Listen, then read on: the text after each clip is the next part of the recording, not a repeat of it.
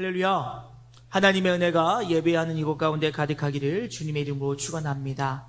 우리 지난주 말씀 암송이었지요. 마가복음 3장 12절 짧은 말씀인데요. 우리 함께 암송하도록 하겠습니다. 암송합니다. 예수께서 자기를 나타내지 말라고 많이 경고하시니라. 마가복음 3장 12절 말씀. 아멘. 사랑하는 여러분, 예수님께서는 한 영혼을 구하기 위하여 모든 것을 참고 견디어 모든 것들을 내어주신 그 사랑을 우리에게 보여주셨습니다. 우리 또한 교회가 나아가야 될 그 영혼 구원을 위하여서 우리의 마음을 다하시기를 주님의 이름으로 축원합니다. 여러분 선언할까요? 내려놓음으로 숨쉬자. 예배로 숨쉬자. 사역으로 숨쉬자. 다시 한번요. 내려놓음으로 숨쉬자. 예배로 숨쉬자. 사역으로 숨쉬자. 날마다 공급하시는 주의 은혜가 우리로 하여금 숨쉬게 할 수 있기를 주님의 이름으로 축원합니다. 여러분, 여러분에게 있어서 하나님은 어떤 분이십니까? 아마 이러한 질문을 받는다면 많은 분들이 언제나 우리에게 사랑을 베풀어 주시는 사랑의 하나님, 혹은 언제나 어디서나 우리와 함께 하시는 무소부재하신 하나님, 능치 못하신 일이 없으시며 알지 못한 일이 없으신 전지전능하신 하나님, 날 용서하시고 날마다 은혜를 베풀어 주시는 은혜의 하나님, 혹은 나의 잘못을 가만두지 않으시고 깨닫게 하시는 공의와 정의의 하나님 등 나의 경험과 성경을 통해 알게 된 하나님의 속성에 대해 말하며 그 하나님이라고 이야기하게 될 것입니다. 여러분, 조금은 어려운 단어일 수 있지만 이 속성이라고 하는 단어는 하나님께서 본질적으로 가지고 계신 그의 성품과 특성을 이야기합니다. 근데 여러분, 이것을 보게 되어지면 이 하나님의 속성은 크게 두 가지로 분류가 되어집니다. 첫 번째는 비공유적인 속성과 하나는 공유적인 속성이라는 것이지요. 이것은 말의 뜻에서 알 수 있는 것처럼 비공유적 특성이라고 하는 것은 하나님만이 갖고 계신 속성을 비공유적 속성이라고 얘기합니다. 그리고 이 하나님의 공유적 속성은 무엇이냐? 우리를 만드실 때 하나님의 속성의 일부를 우리에게 가지게 하셨는데 우리와 동일하게 갖고 계신 그 속성. 그래서 예를 들어 비공유적 속성은 자존성, 불멸성, 무한성, 또 공유적은 사랑, 거룩한 의로움, 진실함 등 하나님께서는 하나님이 갖고 계신 특성과 우리에게 공유하신 특성으로 그 속성을 지니고 계시다는 것입니다.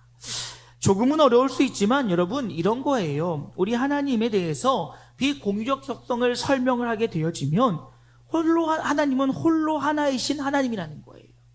어떤 것에 의하여 창조되어지고 만들어주신 분이 아니라 스스로 존재하시는 분이시며 모든 것의 근원이 되신다는 것이지요.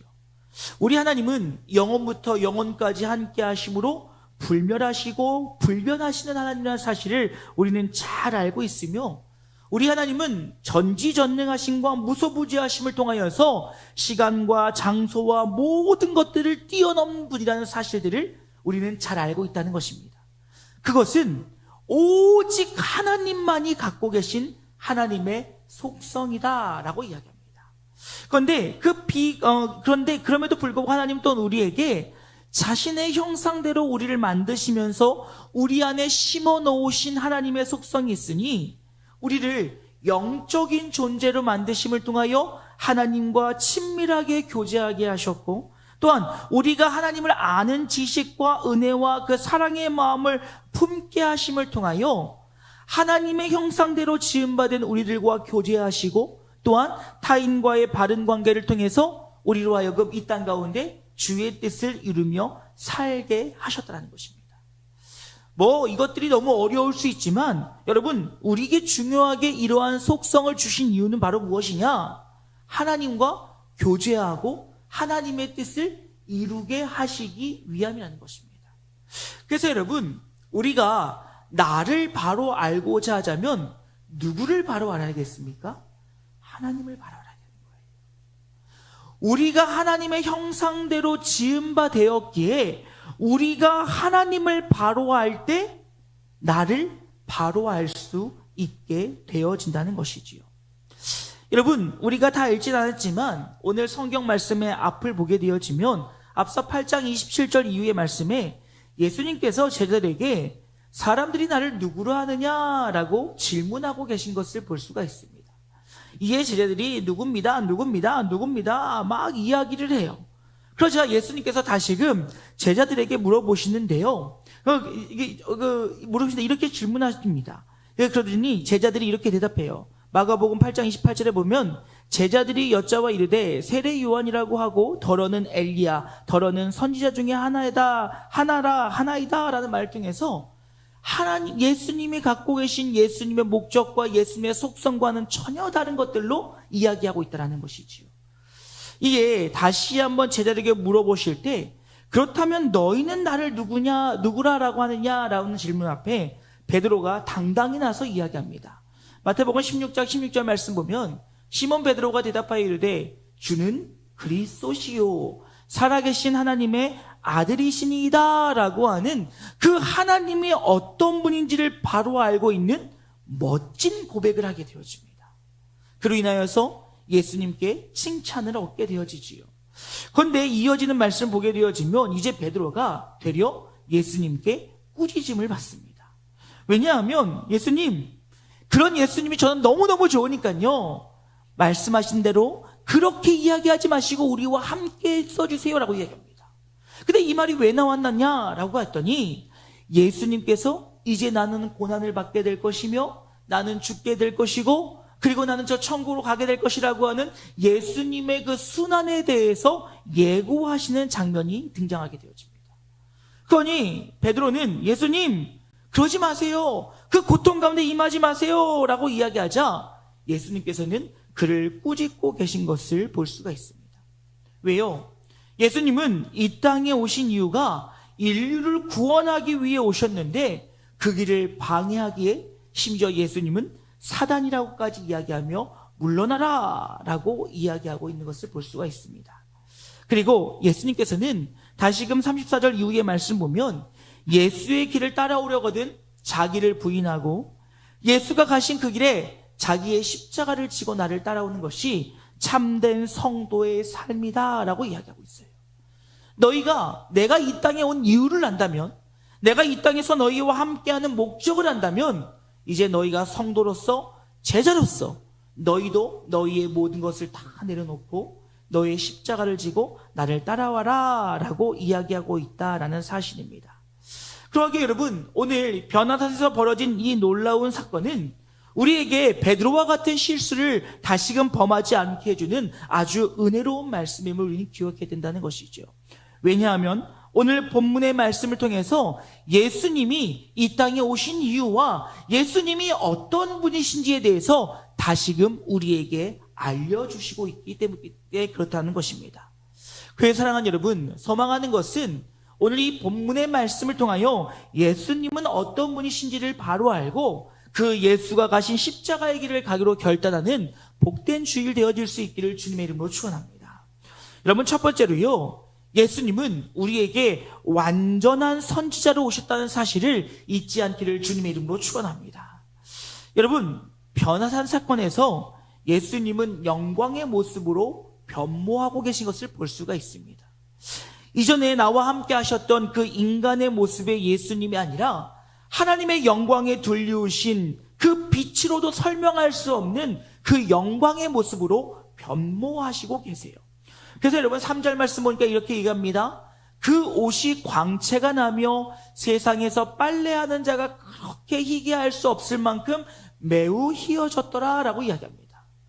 예수님의 변모하신 모습이 어떠냐면 이 땅의 말과 이 땅의 어떤 것들로도 표현할 수 없을 만큼 영광으로 가득 찬 모습이었다라고 이야기합니다.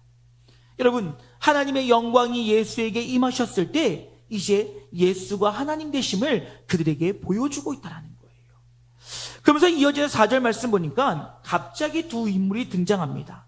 하나는 엘리야요, 하나는 모세이지요. 그 가운데 먼저 등장한 엘리야는 누구냐면 이 선지자들 가운데 대표자로 여기는 자였습니다. 그리고 이 엘리야에는 이 유다 민족 속에서 다시 예수가 오시기 전에, 메시아가 오시기 전에 먼저 올 자라고 하는 예언이 있었던 자입니다. 말라기 4장 5절 말씀 보니까 보라, 여호와의 크고 두려운 날이 이르기 전에 내가 선지자 엘리야를 너희에게 보내리니 라는 말을 통해서 이제 이 많은 사람들은 엘리야가 메시아가 오기 전에 먼저 올 것이다 라고 하는 믿음을 갖고 있었다는 거예요. 그래서 여러분, 우리가 잘 아는 것처럼 신약에 주의 길을 예비하기 위해 온 자가 누구였지요? 세례 요한이었지요. 그래서 세례 요한을 향하여 사람들은 내가 엘리야냐라고 질문하는 것을 보게 되어지고, 이에 요한이 나는 아니다 라고 이야기하는 것을 요한복음의 본문을 보면 등장하고 있는 것을 볼 수가 있습니다. 하지만 여러분, 세례 요한은 엘리야는 아니었지만 주의 길을 예비한다는 점에서 세례 요한도 아주 중요한 인물이었지요. 그래서 여러분, 세례 요한은요, 누가복음 1장 17절 말씀 보면 그가 또 엘리야의 심령과 능력으로 주 앞에 먼저 와서 아버지의 마음을 자식에게, 거스르는 자에게 의인의 슬기에 돌아오게 하고 주를 위하여 세운 백성을 준비하리라 라는 말을 통해서 엘리야가 백성들을 바로 세우기 위해 품었던 그 심정과 그 감정과 그 능력과 그 권능을 지니고 사람들로 하여금 주님께로 돌아오게 하는 역할을 한 아주 중요한 인물이었습니다. 허나 절교 세례 요한은 엘리야가 아니었다라는 것이지요. 그런데 오늘 본문에서 이제 변화산 사건 가운데 예수님의 변모하시고 난 뒤에 엘리야가 등장하고 있는 것을 볼 수가 있습니다. 그러면 오늘 엘리야가 등장한 이유는 바로 무엇이냐? 너희가 학수고대하던 메시아가 바로 이분이다 라는 것을 알려주기 위하여서 엘리야의 모습이 그곳 가운데 등장하고 있다라는 것입니다.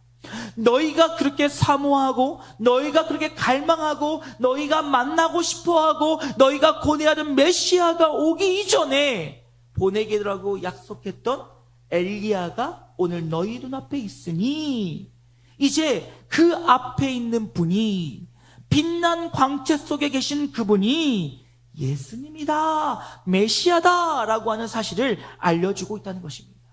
허나 이 엘리야의 등장을 통하여 이 예수님은 너희가 존경하는 선지자 엘리야보다 더 높으시고 더 완전하시고 더 완벽하신 선지자다라고 이야기하고 있다는 것입니다.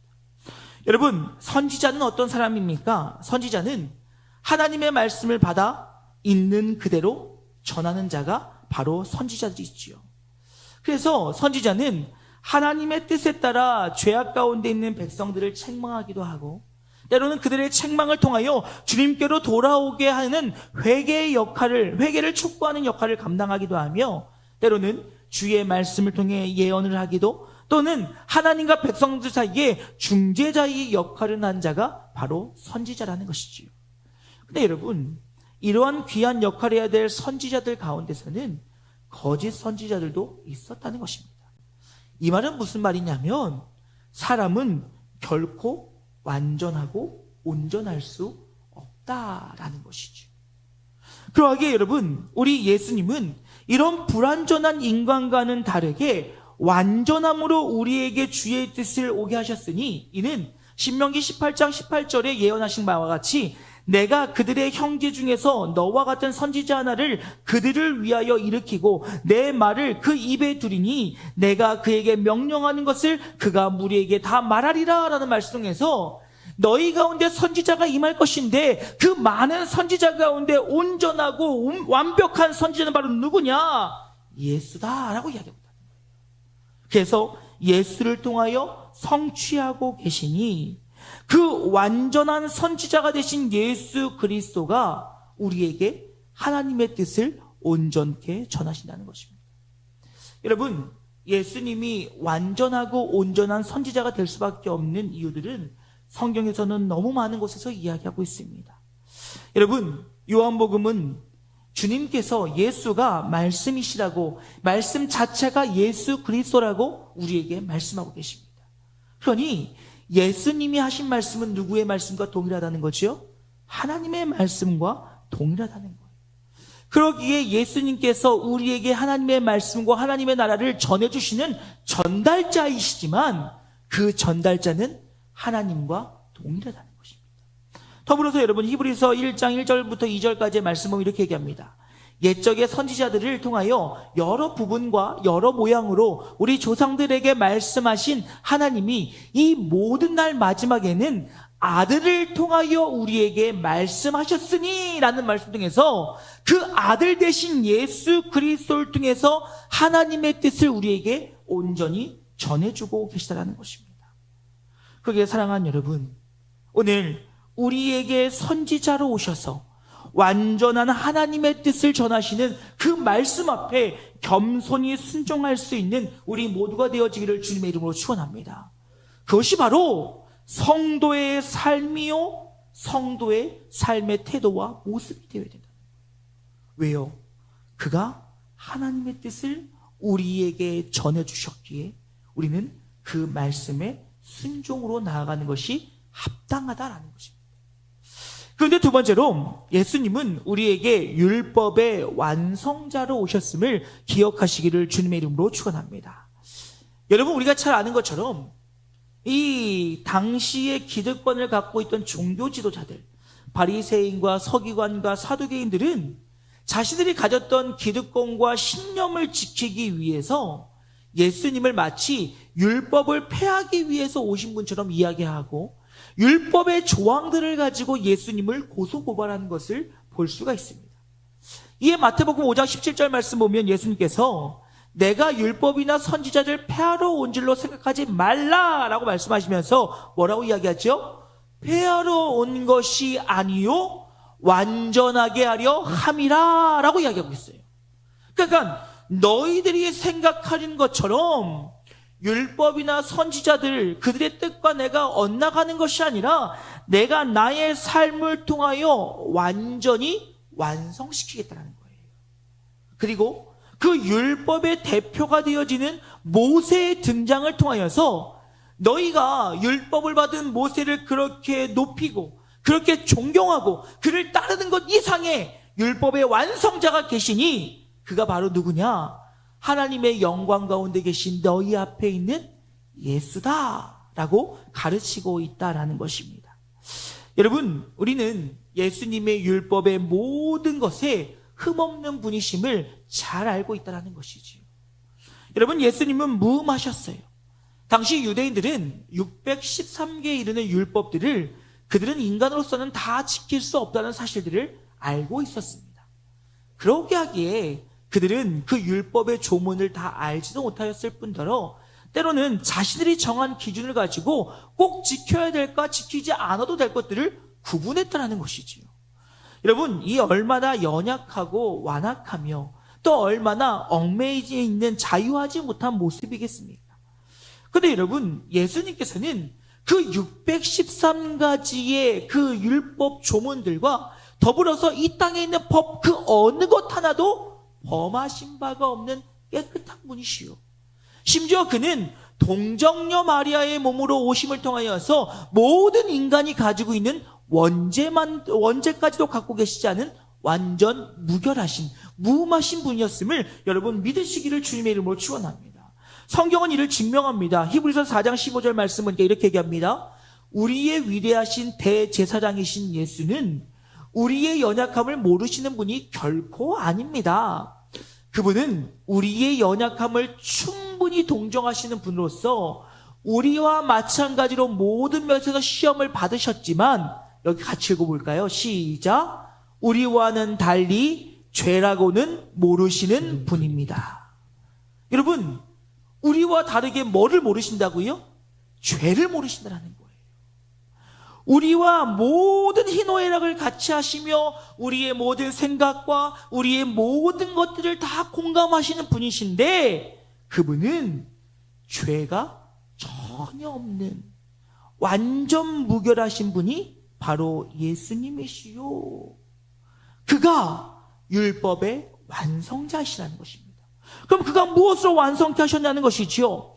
여러분, 예수는 아무 흠이 없으심에도 불구하고 저와 여러분을 대신하여 십자가에 달려 돌아가 죽으셨다는 사실을 믿으시기를 주님의 이름으로 축원합니다. 여러분, 예수님의 율법의 완성은 바로 어디서 일어나느냐? 우리를 위해 십자가에 달리심으로 완성하셨다는 것입니다. 왜요? 율법을 보게 되어지면 죄 지은 자는 죄의 대가를 치러야 하거든요. 그런데 앞서 이야기한 것처럼 예수님은 아무 흠도 아무 죄도 없으신 분이었다는 것입니다. 허나 그가 우리를 대신하여 십자가에 달리심으로 율법 가운데 죄를 지은 자는 그 대가를 치러야 한다라고 하는 그 율법의 그 조항의 마지막까지도 온전히 완성하시고 이루신 분이 바로 우리 예수님이시라는 거예요. 그건 여러분, 로마서 8장 3절과 4절 말씀을 보면 이렇게 얘기합니다. 죄 많은 육신에 의해 연약해져서 율법으로서는 할 수 없었던 그 일을 하나님께서는 능히 해결하셨습니다. 곧 하나님께서는 우리의 죄를 용서해 주시려고 자신의 독생자 예수를 죄 많은 육신을 지닌 모습으로 이 땅에 보내시고 그 죄 많은 육신에다 우리의 죄값에 모두 담당시킨 것입니다. 그렇게 하신 까닭에 죄 많은 육신에 따라 살지 않고 성령에 따라 사는 우리 안에서 율법이 마땅히 요구하는 것들을 충족시킬 수 있게 하기 위함이었습니다 라고 이야기하고 있어요. 뭐요? 율법이 요구하는 바를, 즉 죄를 지은 자는 반드시 죄값을 치러야 되는 율법을 충족시키기 위해서 예수 그리스도가 십자가에 달리시고 그를 통하여 모든 율법을 완성하셨다는 것입니다. 그리고 나서 로마서 10장 4절 말씀 보니까 그리스도는 모든 믿는 자에게 의를 이루기 위하여 율법에 무엇이 되셨다고요? 마침이 되셨다는 거예요. 예수님께서 율법을 온전히 다 행하심을 통하여 율법의 마치심이 되었고 그를 통하여서 이제 우리에게 새로운 계명을 주셨으니 마태복음 22장 37절 이후의 말씀 우리가 너무나도 잘 아는 말씀인데요. 이렇게 말씀하십니다. 예수께서 이르시되 내 마음을 다하고 목숨을 다하고 뜻을 다하여 주 너희 하나님을 사랑하라 하셨으니 이것은 크고 첫째 되는 계명이요 둘째도 그와 같으니 내 이웃을 내 자신같이 사랑하라 하셨으니 이 두 계명이 율법과 선지자의 강령이니라 라는 말씀을 통해서 이제 너희는 그 613가지가 되는 그 율법에 얽매여 살아갈 것이 아니라 너희가 너희를 위하여 모든 것을 내놓은 예수 그리스도를 사랑하고 하나님만을 온전히 섬기며 사랑하는 가운데 이제 내 형제와 내 이웃을 사랑함으로 율법을 완성해 가야 된다라고 우리에게 말씀해 주고 계시다는 것입니다. 즉 예수님은 우리에게 율법의 완성자로 오셔서 이제 율법의 얽매임 없이 자유함으로 우리가 하나님을 섬기고 형제와 이웃을 섬기도록 허락하셨음을 기억함으로 오직 주의 뜻 가운데 살아가는 성도가 될 수 있기를 주님의 이름으로 축원합니다. 그리고 마지막으로 예수님은 메시아로 오셨다는 것입니다. 사랑하는 여러분, 우리 예수께서 우리를 구원하기 위해 이 땅에 오셨다는 그 사실을 결코 잊지 않기를 주님의 이름으로 축원합니다. 변화산에서의 이 놀라운 사건을 바라보고 있는 제자들은 지금 두려움과 그 두려움에 의해 횡설수설하고 있는 것을 볼 수가 있습니다. 오늘 본문 6절 말씀 보니까 뭐라고 얘기합니까? 이는 그들이 몹시 무서워하므로 그가 무슨 말을 할지 알지 못함이더라. 여러분, 그 말은 무슨 말입니까? 내가 하나는 엘리야를 위하여, 하나는 모세를 위하여, 하나님 예수를 위하여 내가 장막을 짓고 내가 주님과 이곳에 함께 있기를 원합니다. 근데 그 말이 어떤 말이냐면 무슨 말인지도 모르고 한 헛소리라는 거예요. 왜요? 두려웠거든요. 염려가 되었거든요. 근데 여러분, 그때 하늘로부터 들려오는 소리는 무슨 소리였습니까? 이는 내 사랑하는 아들이다. 여러분, 이 내 사랑하는 아들이다 라고 하는 이 하늘의 음성 어디서 있었지요? 예수님이 세례를 받으실 때 하늘로부터 들려왔던 음성이 바로 이는 내 사랑하는 아들이다 라고 얘기합니다. 여러분, 그 말은 무슨 말입니까? 예수님께서 이제는 하나님의 아들로서의 공적인 사역, 즉 영혼들을 구원하기 위한 그 일들의 사건을 알리는 일이 바로 세례였고, 세례 가운데 하나님의 음성이 너는 내 사랑하는 아들이라, 이는 내 사랑하는 아들이라 말을 통하여서 이제 그가 너희를 구원할 구세주다라고 하는 선언이 이루어졌다라는 것입니다. 여러분, 이 말은, 여기에서 아들이라고 하는 말은 예수님과 하나님의 관계의 친밀함에 대해서 이야기하고 있는 것을 볼 수가 있습니다. 이 친밀함이라고 하는 것은 예수님과 이 하나님의 관계가 매우 가깝다라고 하는 사실들을 우리에게 이야기해주고 있는데, 이는 그저 그 관계의 친밀함을 뛰어넘어서 동등한 관계임을 알려주는 단어가 바로 이 친밀함, 밀접함이라는 단어라는 것입니다. 여러분, 이 사실은 요한복음 5장을 보면 잘 알게 되어지는데, 예수님께서 베데스다 연못 가운데 38년 된 병자를 고치시면서 뭐라고 말씀하시냐면, 내 아버지가 일하시니 나도 일한다 라고 말씀하세요. 그런데 그러면서 이제 이 일로 인하여서 유대인들은 예수를 죽이려고 합니다. 왜냐하면 감히 네가 뭔데 하나님과 너가 같다라고 얘기하고 네가 하나님의 아들이라고 얘기하냐는 거지요. 그러자 성경에 18절 말씀 보면 이렇게 얘기합니다. 요한복음 5장 18절에 이 말씀 때문에 유대인들은 더욱더 예수를 죽이려고 단단히 벼렸다. 예수가 안식일을 이겼을 뿐만 아니라 하나님을 자기 아버지라고 부름으로써 자신을 하나님과 동등한 위치에 두었기 때문이다 라고 이야기하고 있어요. 그러니까 하나님과 예수님이 밀접하다, 친밀하다 라고 하는 것은 바로 무엇이냐? 아들이다 라고 하는 말에는 무엇이 담겨 있느냐? 하나님과 예수님이 동일하다라는 것이지요. 여러분, 이 사실은 빌립보서 2장 6절 말씀 우리가 분명히 알 수 있습니다. 그는 근본 하나님의 본체이시나 하나님과 뭘 취하지 않으셨어요? 동등됨을 취하지 않으셨다라는 거예요. 즉 하나님께서 예수님이 하나님 되심을 성경은 분명히 이야기하고 있다는 것입니다. 그래서 여러분, 백충현 박사의 삼위일체 중심의 기독론이라고 하는 책을 보면 이러한 내용이 있습니다. 당시 유대인들의 문화와 종교의 맥락에서 하나님의 아들인 예수가 성부 하나님과 동등한 존재임을 인식한다. 즉 아들이라고 했을 때 당시 문화와 관습과 종교의 관점으로 보았을 때 동등되는 그 자리에 있음을 이야기한다라고 이야기한다는 거예요. 그러니 이 말은 무슨 말입니까? 예수님께서 오늘 하나님의 뜻을 가지고 하나님의 그 뜻을 이루기 위하여 이 땅에 오셨지만 그가 우리를 구원하실 예수 그리스도요, 그는 하나님이시라는 거예요. 그리고 그의 이름을 믿는 모든 자들에게 구원의 은혜를 허락해 주셨다는 것입니다. 사랑하는 여러분, 이를 믿으면 우리는 제자들이 예수님의 변모하심의 모습을 바라보고 두려움에 떨 것이 아니라 그 하나님의 은혜 앞으로 나아가게 된다는 사실을 기억하시기를 주님의 이름으로 축원합니다.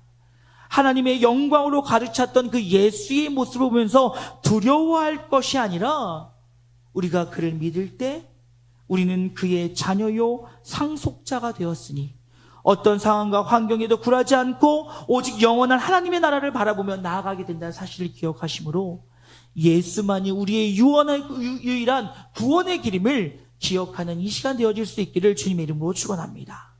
이제 말씀 마치고자 합니다. 그러하기에 오늘 성경 마무리는 이렇게 이야기합니다. 그의 말을 들으라. 너희가 엘리야를 존경하고 엘리야를 사랑하고 엘리야를 기다리며 그의 말을 듣고 따랐느냐? 너희가 모세를 사랑하고 모세를 존경하고 그가 받았다는 그 계명을 따르고 그 모세를 위해 살았느냐?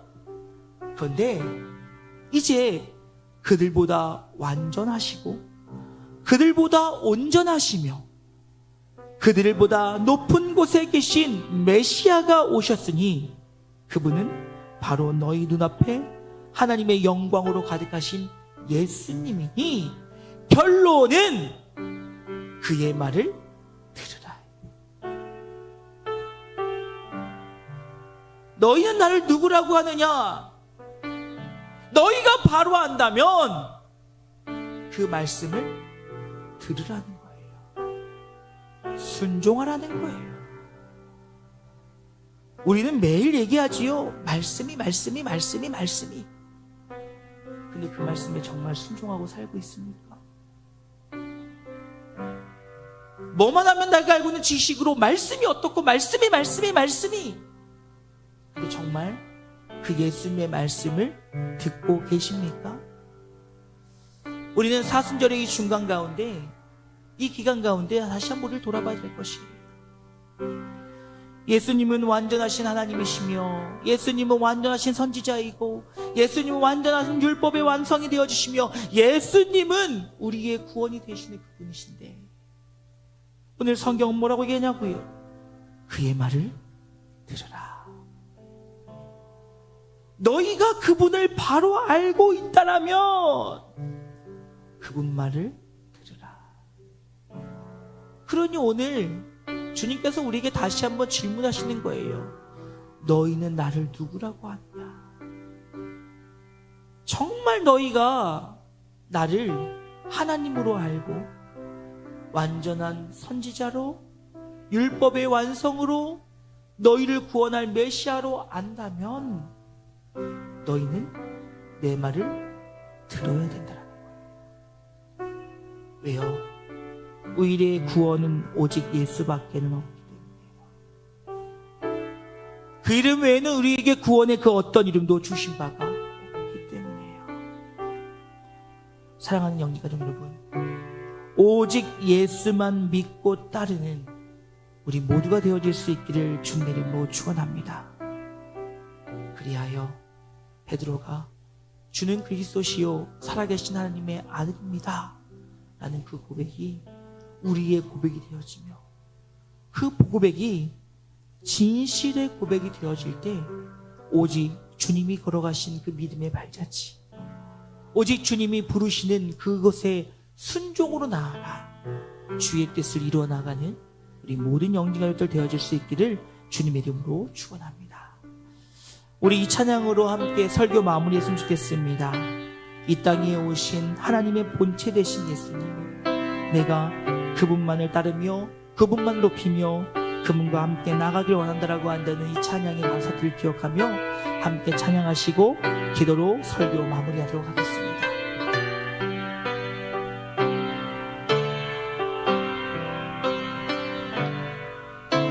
이 땅 위에 오신 하나님의 본체, 십자가에 달리사 우리 죄 사하셨네. 하나님이 그를 지극히 높여 모든 이름 위에 뛰어난 이름을 주사 우리 예수 이름 앞에 절하고 모든 입이 주를 시인해. 영광 중에 오실 주를 보리라. 선포해 왕께 왕께 만세. 존귀와 위엄을 찬양해.